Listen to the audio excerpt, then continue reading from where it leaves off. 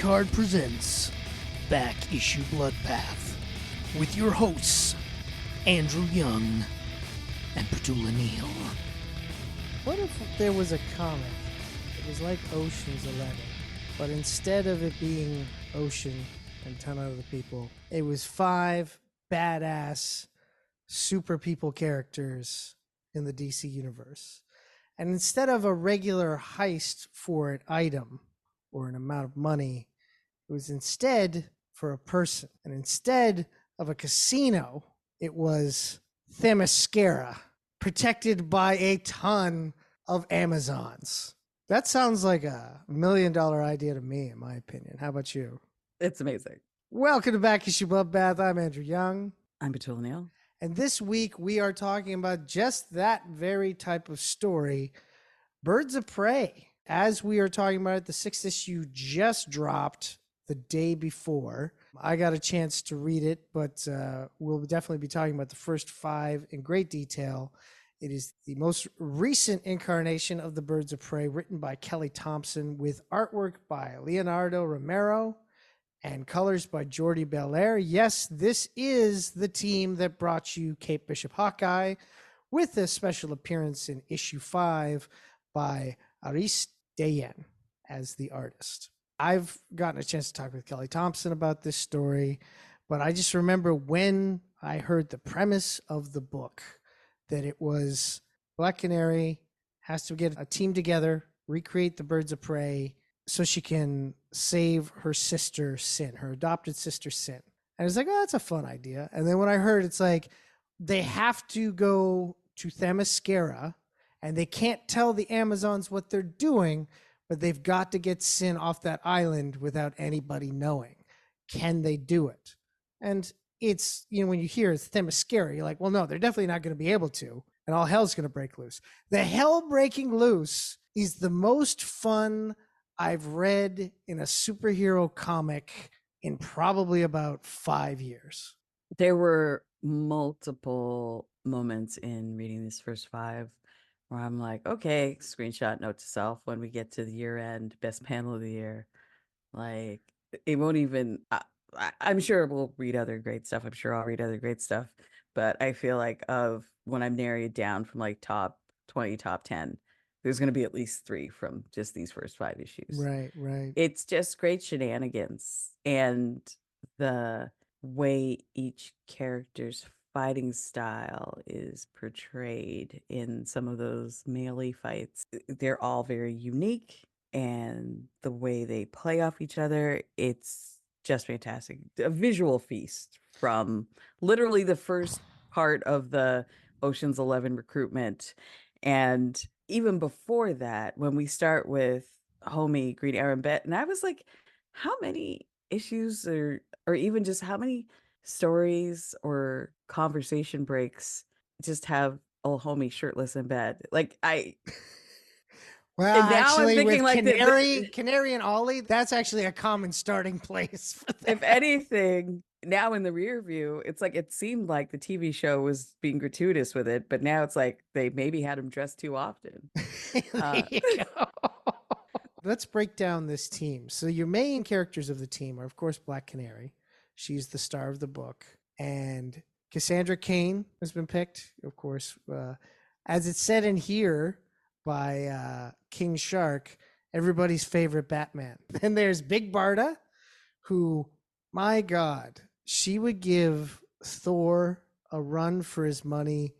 I'm not talking about just a fight. I'm talking about just having offhanded funny lines where the character doesn't know they're being funny. Then you've got Zealot, who is probably the darkest member of the team, who not only has, you know, such a intense past and everything like that, and like basically it's a group full of killers, but she is the killer of the killers. So much so, we'll talk a little bit later how she has to actually put herself in a position where she can't kill, because that's her one thing, is that she doesn't want to kill on this mission because she don't kill Amazons. And then you think, so this is a pretty hardcore badass team, but just like Ocean's 11, we need one more. We need one more. Yeah, we need one more.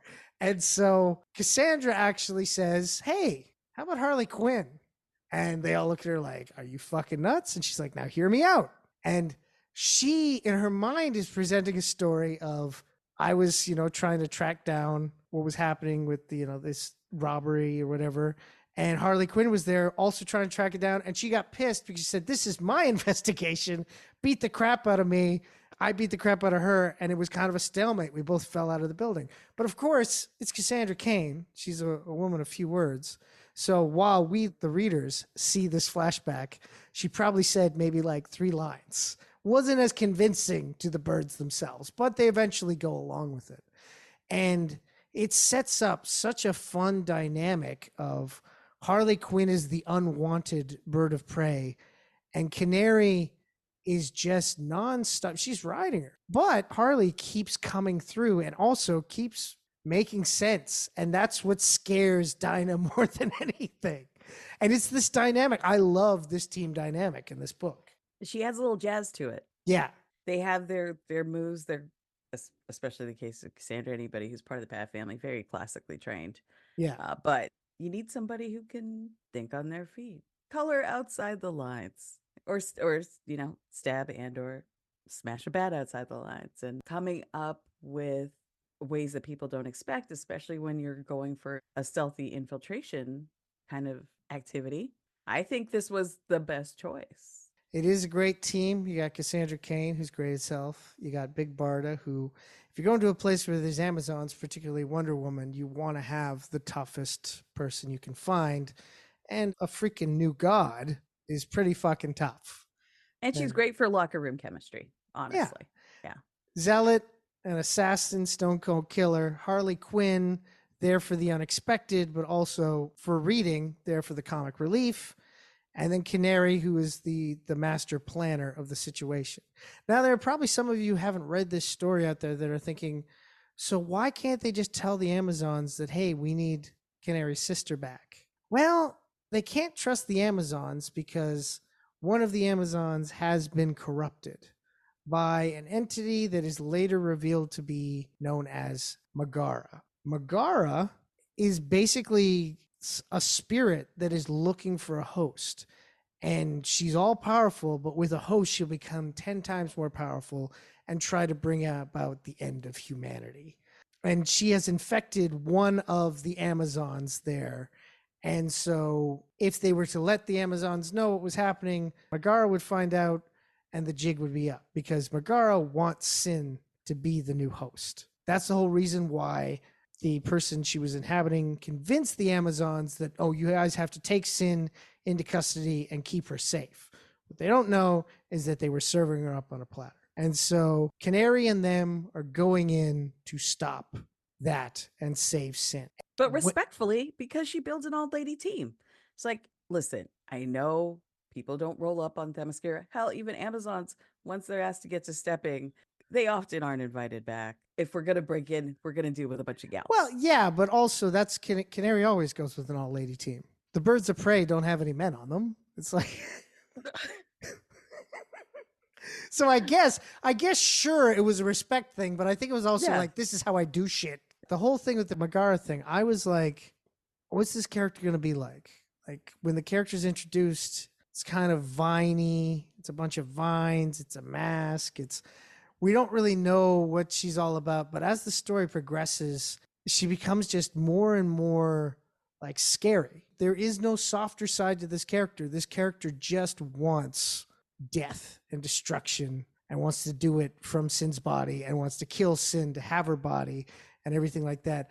But in issue 5, I don't know if you noticed this, of course, the artwork changes. You saw that. But it is like a sharp change. And again, we have another beautiful Themyscira panel. Yeah. And like Wonder Woman was like super hot in the first look. And then it's so much. It's a lot. It's so pretty. So pretty. Both are pretty. Yeah. So the thing is that they, for the first 6-issue story, Kelly Thompson knew I can only have Leonardo Romero for 5 of those issues. That's just the way the schedule works out. But he's got to do the last issue of the story because I really want to bring this home. So she decided, I'm going to write issue 5 differently because we're going to have a different artist. If you notice, there's no Canary captions. It's the only issue that is not narrated by the Black Canary, because the idea is that we're seeing now the world from Megara's eyes. And so that's Or why everything. insides, kind of. Well, no, yeah, Or with it, but I'm yeah, saying like yeah. that's why everything looks different is because Megara, this is how Megara sees the world. And I thought that was an interesting thing. Now, she really couldn't set that up in her writing. And so it was just like, it's a vibe that you got to feel sort of thing. But when you hear that it's like, oh, that issue is what the world is like for Megara, that brings like another layer to that issue, in my opinion. Brings a cool level to it. The way you described Megara is, that's fair, your point of view. However, I was like, when she explains herself and says, listen, I'm not just throwing myself in any old person, consent, which Okay, yeah, no, it, no, no. But that is only you're making it sound like she was like, I respect you. She can't take over a body properly if she doesn't get the consent. She's fucking selfish here. Okay? Stop trying to set her up like, oh well, I'm doing something nice. She can't control the body without the consent. I'm just saying she's not all bad.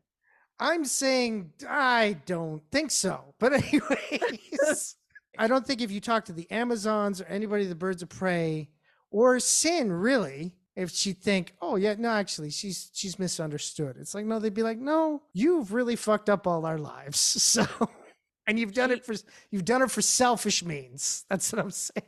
She has an objective that does not necessarily take the needs of others to like continue to exist into account. But I'm just saying, I did like the consent. It was a nice touch.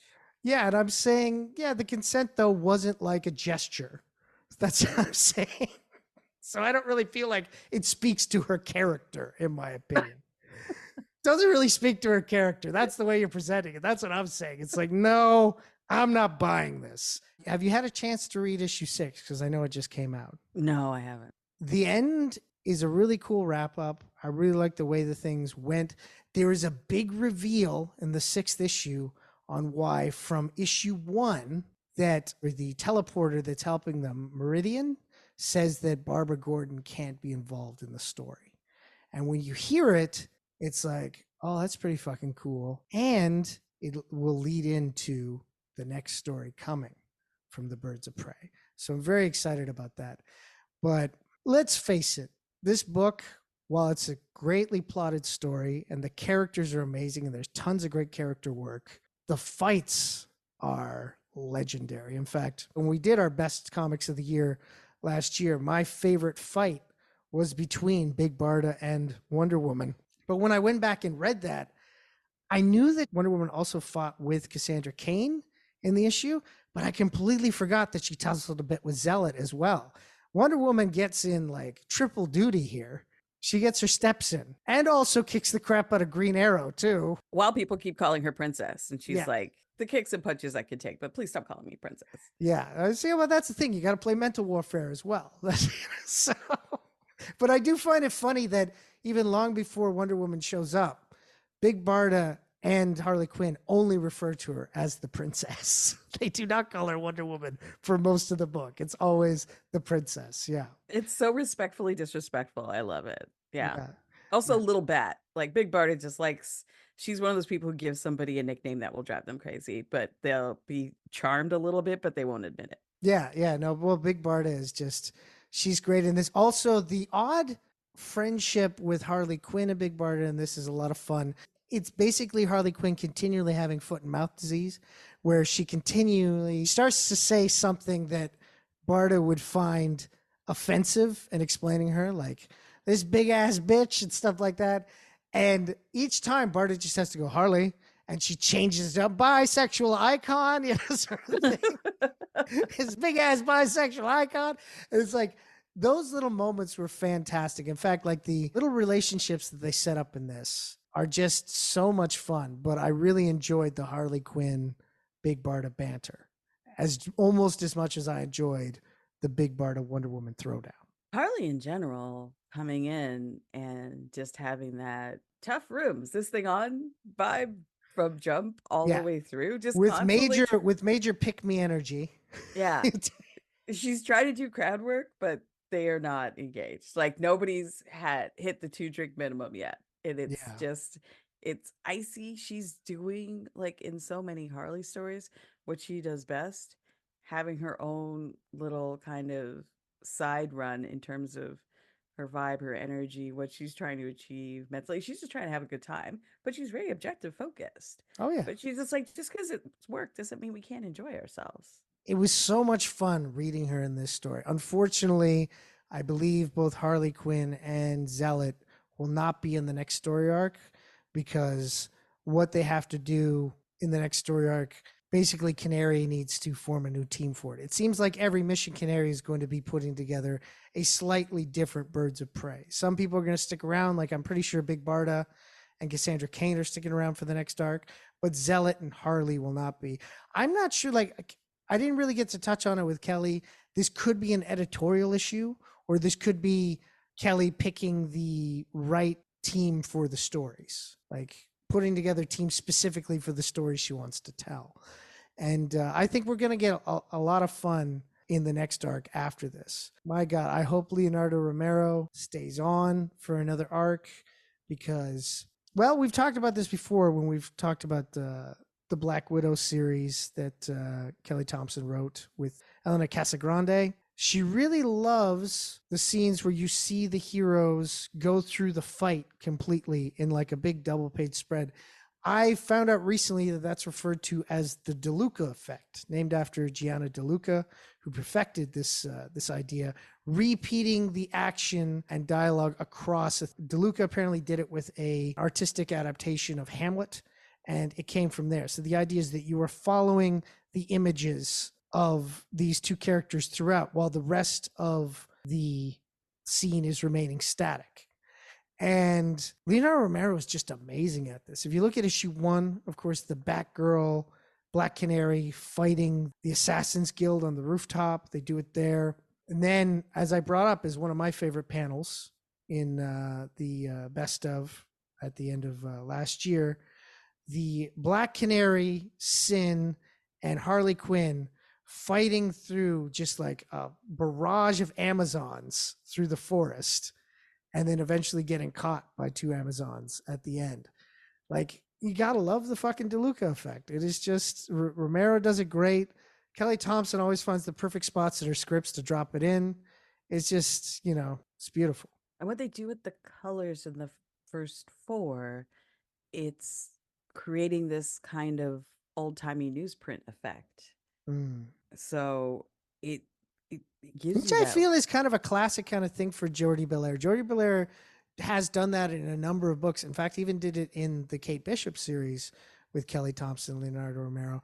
It's a really cool effect, definitely. And it's so precise and conservative with the colors, especially when you have only 1 or 2 characters in a set of panels or a page.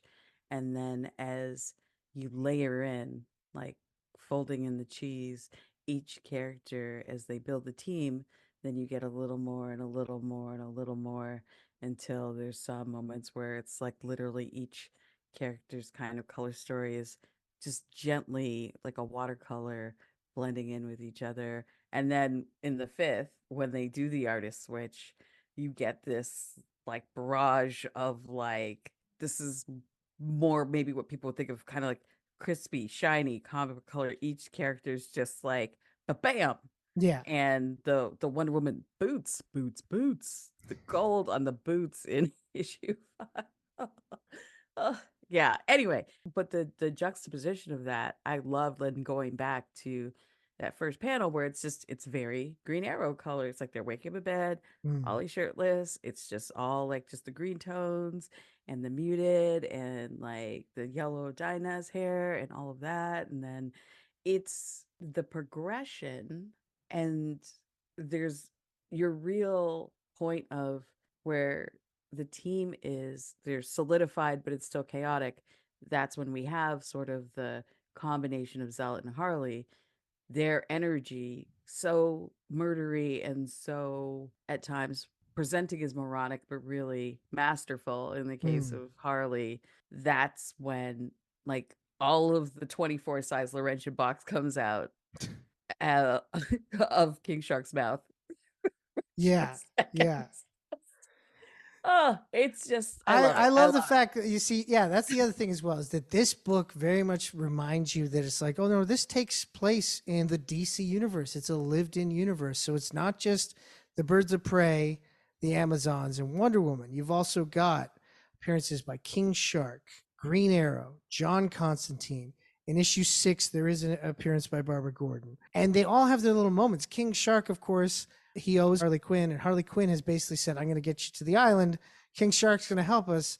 And King Shark's like, yeah, so I love his original explanation. I'm King Shark, so I'm the king of all sharks. And megalodons are sharks. So I'm the king of them too. And it's like, okay, get to the point. So you guys are all going to get inside this shark, this megalodon, and travel. And don't worry, just hang on to the net inside. You'll be fine. And to hear it's like, hey, yeah, you want to get inside this big carcass that can easily digest and devour you just so you can get to the island? Yeah, it's going to be fine. It's like they are not having it. And transpo's transpo. It is basically that scene in every kind of action movie where, oh, we'll get in the cargo plane or the boxcar or whatever, but instead it's a shark. Yeah. And then Green Arrow, of course, he's got the shirtless moment at the beginning, but we later on that he actually has a contingency plan for Canary. Canary has set him up back in the US to do a really dirty job if needs to be done. And then John Constantine. It's always fun to have Constantine pop up in these things because he reacts always in the same way. It's like, oh, fuck, we got to go do something fine. All right, come with me. And in that, he basically has made a deal with Canary that he's like, I'm going to give you a special bag of magic tricks. But I don't keep it here. I keep it in a hidden magic realm that's almost like a gigantic market. It's a place where, like, beggars and thieves of the magic world hang out, sort of thing. And it's called the Seam. Now, Kelly Thompson, when she was writing the story, she was like, she asked her editors and stuff. She's like, is there like a magic place in the DC universe where like this would kind of happen? And she couldn't find one. So she decided to just say, okay, we're making one. It's called the Seam. And the idea is that there's certain places that you can find it, and magic people basically cut a hole and then they sew it up again to get in and out. And Constantine takes Canary there, and the other birds, because they need to get certain things, kind of end up there as well. Kelly had no idea that Leonardo and Jordy were going to make such a cool looking place that now she's like, I really hope everybody puts stories in there. I want to find a way to get back there as soon as possible. Because yeah, issue 2, it's all about that place. It's all about the Seam. I love John in general just seeming like just so bedraggled and bothered as he does. He does always make me want a cigarette. Cigarettes are bad, they'll kill you. But every time I see him, I'm just like, it's just the sweet suckle of death. Anyway, his whole vibe, I was like, I love knowing that it's not just that we're just bumping into anyone, we're bumping into everyone's kind of like favorite people. Just the tip, just a little bit. They're serving the story, so it's still very Canary led. And to your earlier point about, we're switching out the team sort of with the different arcs, it makes sense because if you keep, especially like a Harley around too long, she pulls focus, as Tyre would say. If she's in a group shot, your eye is drawn to her.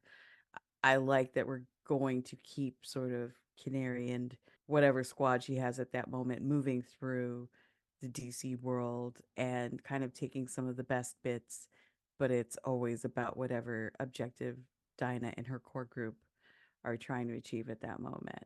But yeah, the Seam stuff and John stuff, just I was thrilled. I giggled like a child when I saw him. Yeah. And something I'm very excited about is the arc of Sin, because Sin is a relatively new character in the comics. The idea is that she was raised by the Assassin's Guild and broke away from them at a young age when she was like 10 or 11, and is now being hunted by them because you can't just break away from the Assassin's Guild. And Canary kind of adopted her as her sister, but she's also kind of like a surrogate mother to her. And so she's hidden Sin in various places throughout the past years. Like now Sin is about 16 years old. So the past 5 years, she's been hiding her in various places to keep her safe. Because of that, Sin has lived a very boring, quiet life. And while she totally understands the situation, part of her has always yearned to have a real life out there with Canary, living life. And not to give too much away, but there's the possibility that that life can happen going forward in this series. So I'm really excited to see what they do with that character. What I love, it's like, okay, obviously in your friend group, people must discuss what's up with Bruce and these children. And when anybody's taking a mentor, it can go good, bad, people lose arms. I'm not looking at you, Ollie, looking at you a little bit.